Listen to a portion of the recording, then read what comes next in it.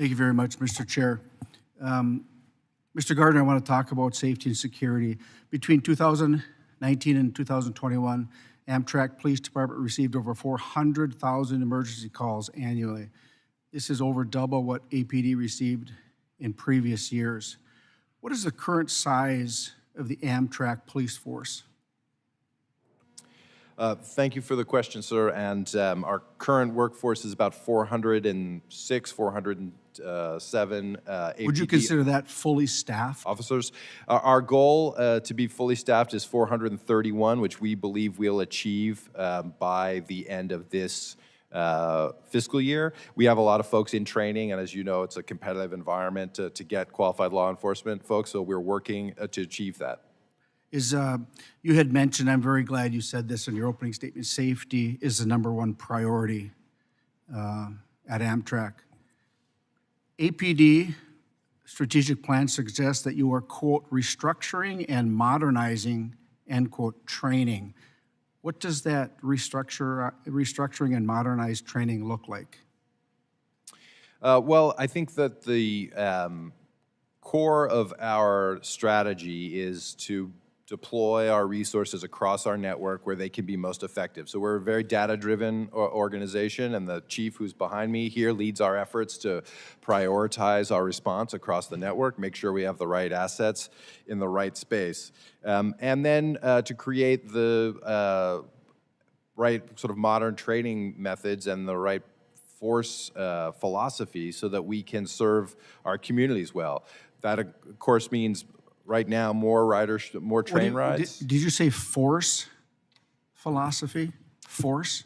Yeah, what does that mean? I mean our APD force, the Okay. policing philosophy and how we integrate with our partners. As you know, we're across the nation and we have to partner with local police forces plus the FBI and TSA and others.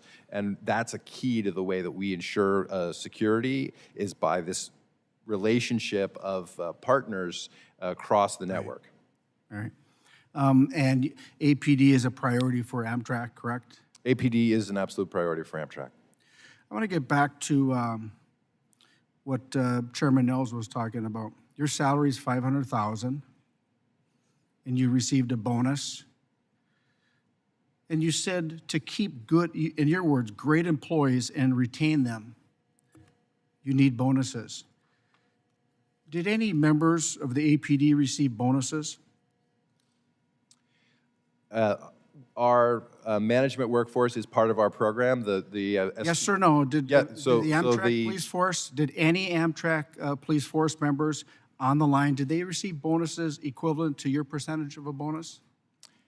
Those management employees who are not agreement employees in the APD force did. The other employees are covered by a collective bargaining agreement, which we negotiate. Did they receive bonuses? Yep. No, not per their contract, yes.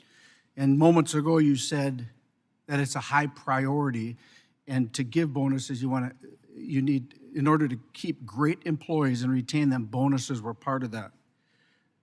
So it seems at this moment, APD, those boots on the ground or boots on the train that keep the passengers safe, which is your priority, they didn't receive a dime.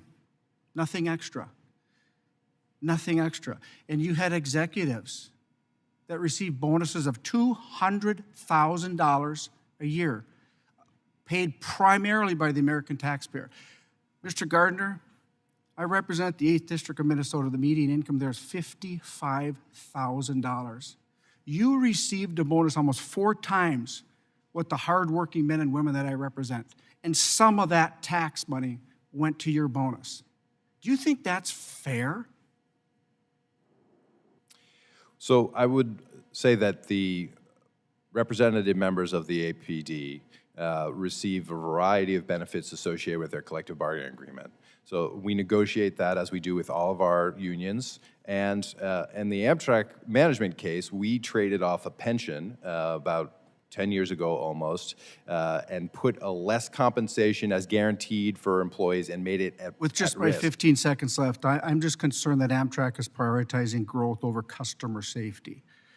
Those police officers see that you are getting bonuses and your executive board are getting bonuses primarily paid by the American taxpayer, and you can't help those police officers? As a former police officer, I find that extremely offensive, and I yield back.